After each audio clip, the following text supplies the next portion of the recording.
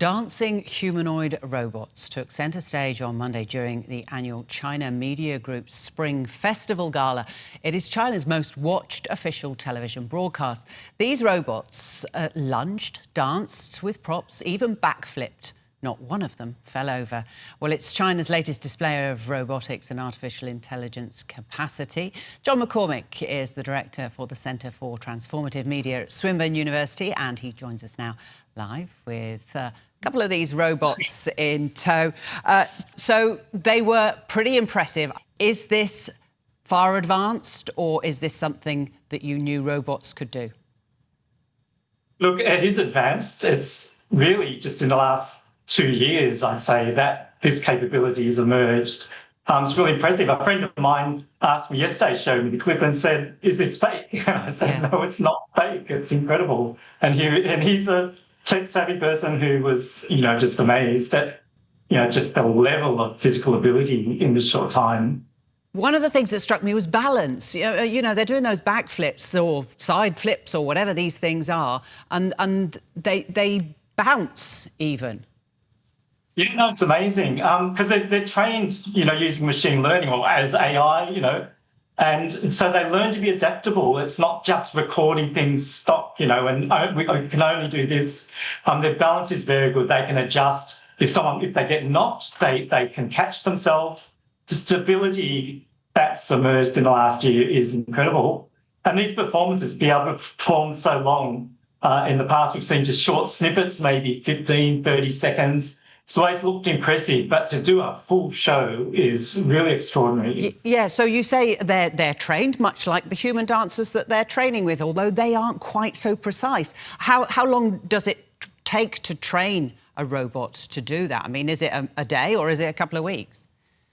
Oh, look, it can take a few days. Typically what these training methods are doing is they'll use motion capture or something to capture these movements on a human expert. So they get a kung fu expert in, they'll capture his data, and then they'll put that into a training program and get the robot to learn from that human data. So the movement, it's surprisingly authentic.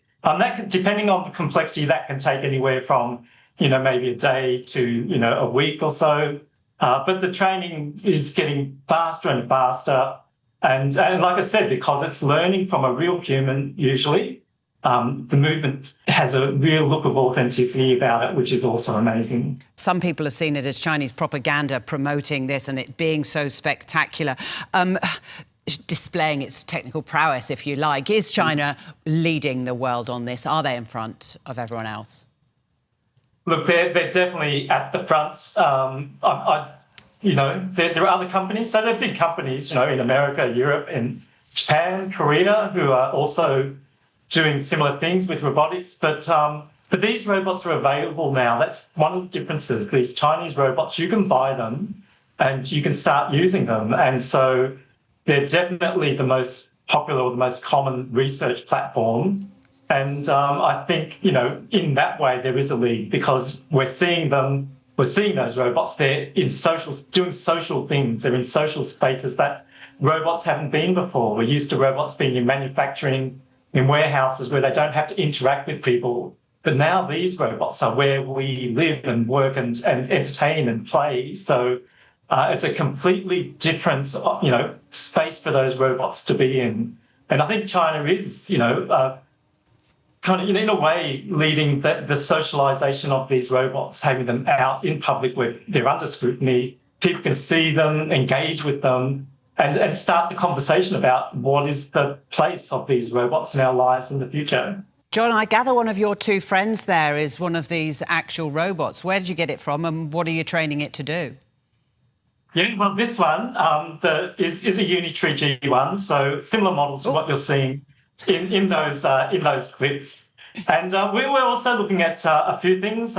We're talking to some people in aged care about providing support, in the home and in care facilities. We're looking at it in, some support in hospitals, just helping with exercise programs, simple walking even.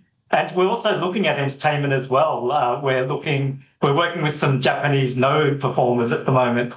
And so looking at no dance and how these robots might be able to be used to teach other people to dance and also to guard or record master's movement for the future. He's very well trained, or it is very well trained to wave when you spoke its name.